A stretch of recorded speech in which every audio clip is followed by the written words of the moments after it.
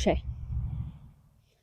So I wanted to do a quick little video for a client that I had this morning who was very uncomfortable with the e-collar, and I wanted to make sure that we're all on the same page. So it's important to understand that the e-collar is a nice to have, but not a need to have. It can definitely help with creating some integrity, some really advanced behaviors off leash, at a distance, things like that. It can be a nice safety net when we're out hiking off leash, or, you know, God forbid my dog like slips out of the fence or something like that. It's a nice little seatbelt to have, but it's not a necessity. So if I had to choose between having my e-collar or having my clicker, I would take my clicker 100% of the time. That being said, I do want to do a little video on kind of how I am using the e-collar and what it means to the dog, right? It's great to say, hey, when I use the e-collar, I want my dog to do X, Y, and Z.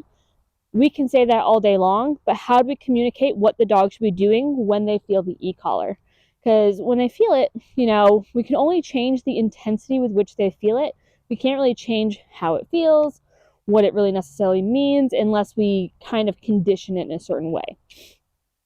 So in the beginning, it's not necessarily telling my dog to do anything.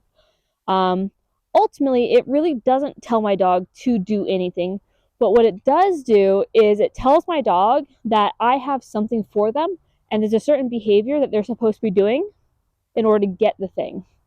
So in a hypothetical situation, let's say we're hiking off leash and my dog is going, right? My dog is exploring and he's now almost at the end of where I can see him. I could be yelling at the top of my lungs and he might not hear me, or he might not hear what I'm asking him to do. So the first thing we teach the dog about the e-collar is that when you feel it, I have something you want and I want you to come and get it from me. So the first thing we teach with the dog is come to me and get your reward, right? And it's as simple as that. So like if my dog is free, and he's off going doing something, he's off doing something. When he feels this, I essentially just want him to know that I have something for him and I want to give it to him. Now, first time he feels it, he's not necessarily going to know it. Now, we've been practicing this a while, but he still might not do it. So I'm at a level where I think he should feel it. He might not feel it, whatever. But as soon as he feels it and he decides to turn and come towards me, I'm going to mark that behavior with my clicker and say, yes, that's the behavior I like. And I'm going to reward him, okay? So I'm going to do a couple reps of this. Matic! Yes! Good job, right? Now, if he felt it and he didn't know what he was supposed to do, out. I helped him out. I called his name. He came to me. I clicked. I rewarded. Good job. Very good. All right. So I'm going to reprogram this a little bit. Good. All right. All right. You're free. Go. You're free. Now, the problem is when we're teaching recall, one of the hardest things to do is get your dog to go away. You're free. Ready? Go. Okay. So he's over there. He's free to go do whatever he wants. He's probably going to stare at me because that's what he does. But I want to teach him that when he feels this, if he comes to me, he's going to get his reward. Matic! Yeah. Okay? So I'm not punishing him with the e-collar. He's not doing anything wrong that I'm hurting him.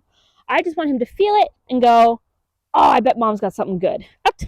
And we're just going to do this like dozens of times. Come here. Good. Out. Okay? You're free! Go. You're free. Go away. Go. Back. Back. Back. Back. Back. Back. Back. Back. Go. You're free. Yeah. When you have a dog who just loves training, he's waiting for more information, whatever I want him to do. But I'm going to do this again. I'm going to press for 1 Mississippi and I'm going to call him. Matic! Good job. All right. That's it.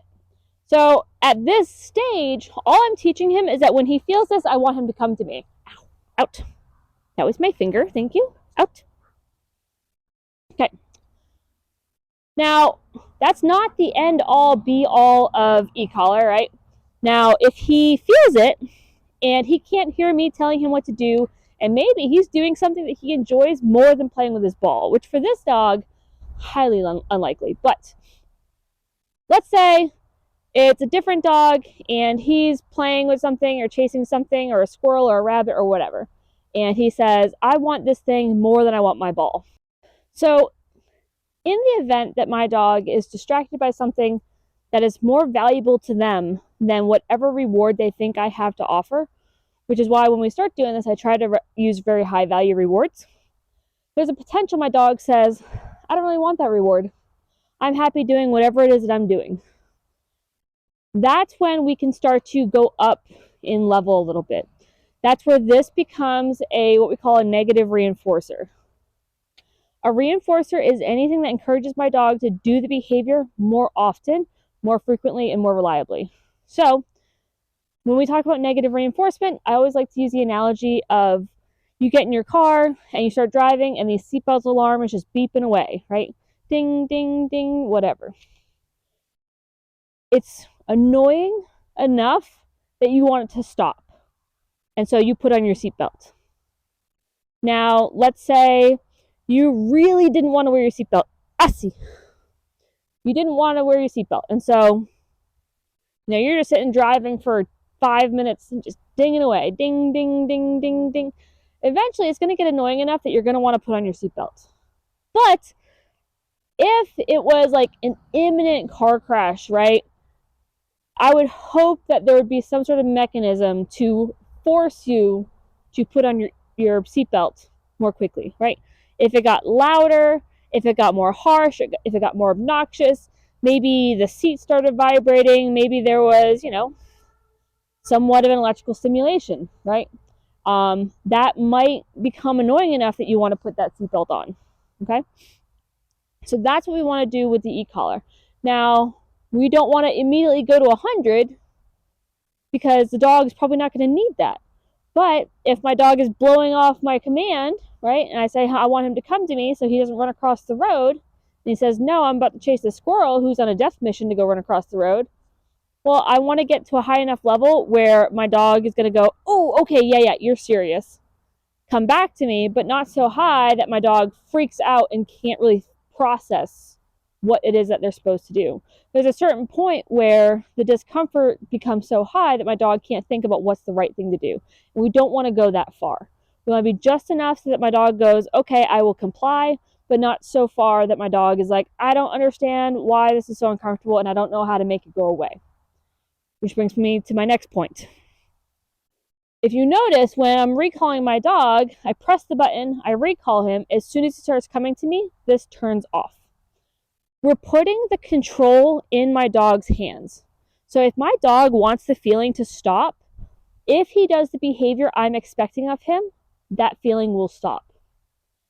That is essentially how the e-collar will work, right? And as we get past this conditioning stage, right? If I ask my dog for a behavior, like if I tell him to down and he doesn't, he's going to feel this until he does, just like the seatbelt alarm. If I want you to put on the seatbelt and I'm just dinging away, I'm going to keep ding, ding, ding, ding, ding until you put that seatbelt on, okay? Good boy. Yeah. All right. So, like I said, the e-collar is a nice to have, not a need to have. Okay.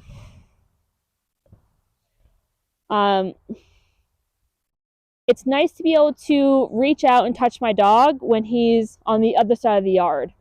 I don't want to have to, communicate with him when there's possibly loud trucks going by, when there's noises, there's a helicopter, there's airplanes. He might not hear me, and now I've missed the opportunity to mark a behavior that I don't like. So there are other more, advanced behaviors we teach where it's really not feasible to have a leash on the dog. For instance, we teach a behavior called a send out. That's where my dog just goes and runs forward.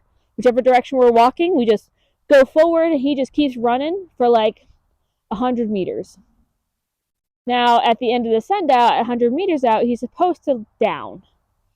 Now, if he's 100 meters away, I'm not going to have a leash on him 100 meters away. That's really far, right? But the way I teach my dog to send out is that there's a toy that he's running towards. If he thinks he can get to that toy, even though I'm asking him to down, he might blow off my command, especially if he thinks there's nothing I can do about it. But if he knows that when I say down, if he doesn't down, he's going to feel this until he does, he's going to go, you know what? It's just in my best interest to down. I know I'm going to get something good for it, right? So even if I have to use my e-collar to help him down, once I get over there, I'm going to reward him. Couche. Good job. Right? And that's what we're here for, right? That's why my dog's working for me, is because he knows that most of the time when he does the behaviors, he gets something good. Now, I don't have to reward him every time. Out. I don't have to have the reward dangling in front of his face. Out. In order to get him to do these behaviors. But the reason he does them is because we have created a lot of reward history with these behaviors. Assis. Right? Couche. Back. Couche. Assis. Back. Back. Back. Back. Assis. Back. Couche. Assis. Opié. Come. Opié. Couche. So I don't have to reward every single behavior. And I don't necessarily have to reward him today right now. Am I going to? Yeah, eventually. But we have done it so many times. We have done it over and over again that if you get into a little bit of classical conditioning, which I highly recommend doing a little research, if you watch, opié, couche, opié, back, back, back, back, back, he starts to get more and more excited the more behaviors I ask of him. Back, back, back. Because the behavior in of itself has been conditioned to create those feel-good hormones, the serotonin, the dopamine, because we have so often associated these behaviors with reward that the behavior in of itself feels good. Now, the only way I can really kind of equate this to something we do in humans or something that, happens to me is when we talk about classical conditioning, out, couche. When we talk about out, couche, we're talking about a physiological or biological response to a stimulus, right? So that being said, let's say, this is going to be a little gross. You wake up in the morning, you have your cup of coffee, and you're like, oh God, I got to go poop, right? Because coffee, for some reason, makes you do that. Well, if this happens every single day, and I can speak from experience, eventually what's going to happen is you're going to wake up, you're going to smell coffee and go, oh my God, it's time, right? It's time to go. So that is what we're talking about when we're talking about a classically conditioned biological response to a stimulus. The smell of coffee in of itself shouldn't have that effect, but because it's been associated with that physiological change so many times, that your body creates that response. All right. When I was in the military, I used to jump out of airplanes. And if you don't get nervous jumping out of an airplane, you're wrong. And it doesn't matter how many times you do it, you still have that adrenaline, that, oh my God, a little nervous, whatever. Whether it's the fear of jumping out, fear of landing, fear of falling, fear of heights, whatever. It got to the point where just talking about jumping makes me feel a little bit excited, makes me feel a little bit of, a little bit of adrenaline going, right? Getting rigged up in a parachute makes me feel good, makes me get excited, makes me get nervous, makes me, and so that again is a physiological response.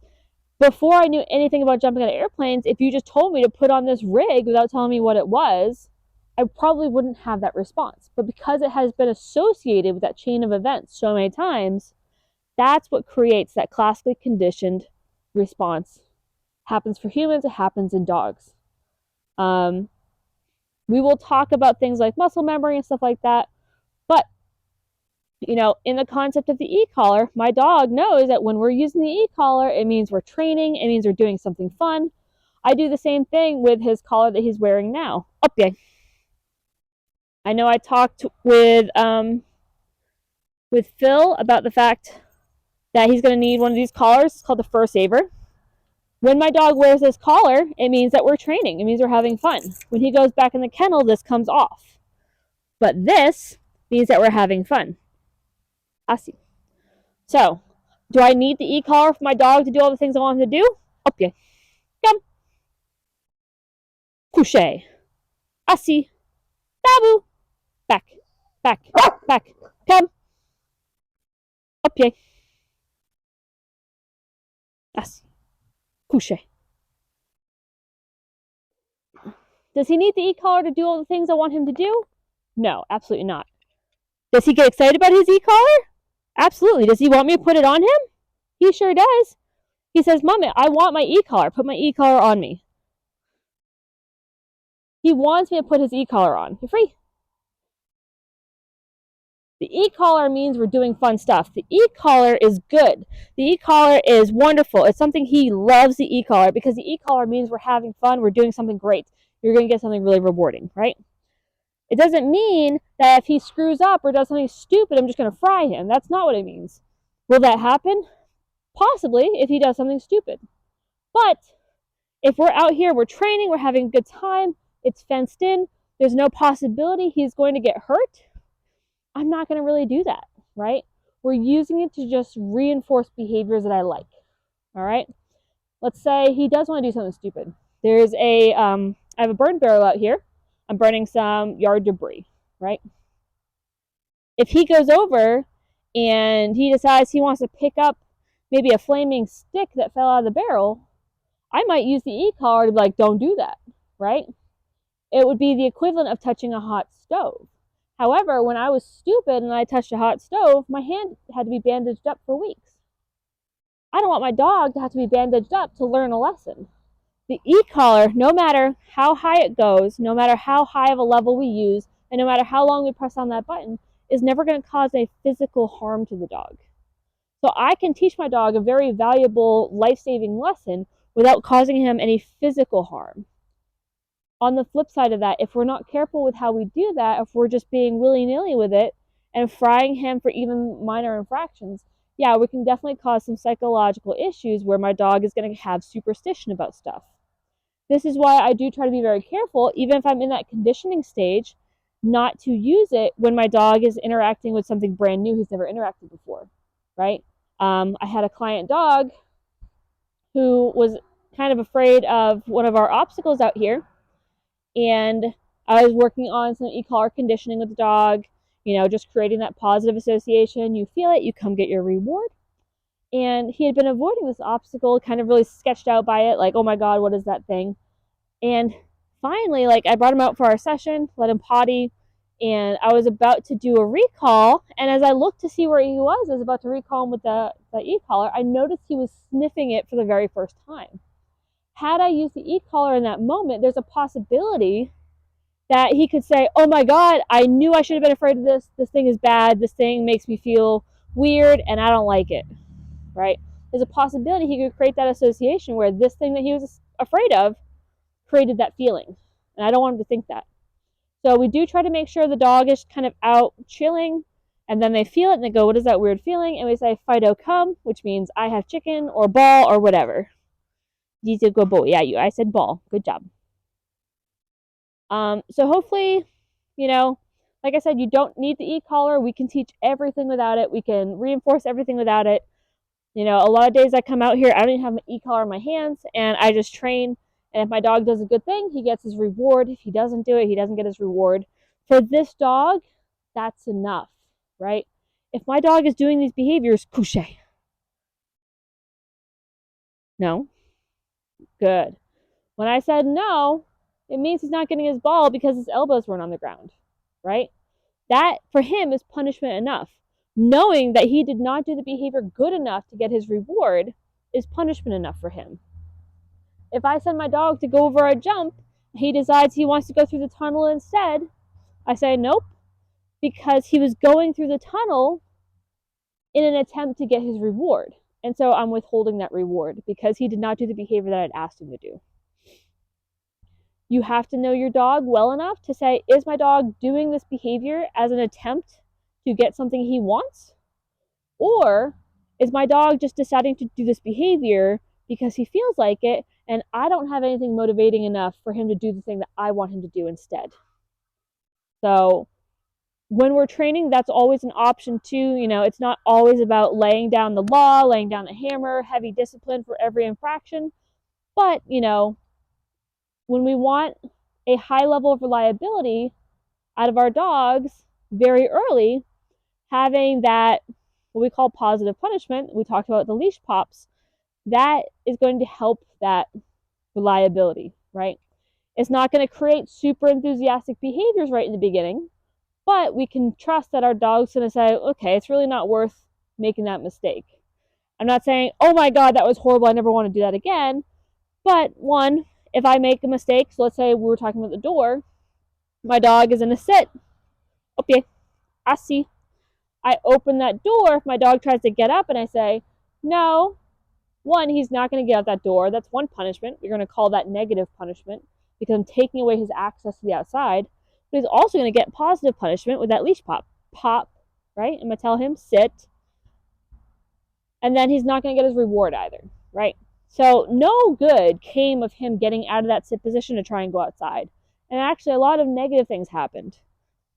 Now, if my dog stays seated, right, I say sit, and I open that door, and I can say, good, and I can reward him, and I can maybe give him a little bit of kibble, right?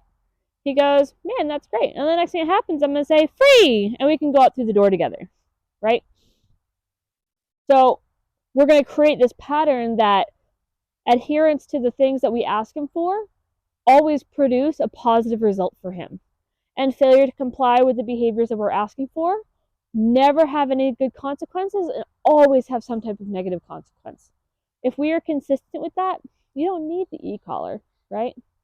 But we can provide that feedback, those consequences in different situations and without the leash when we want our dog to start to have more integrity, more reliability off leash. Like I said, there's a lot of benefit to using the e-collar, and I totally understand, like, if you're not comfortable with it, don't use it. You don't have to, I promise.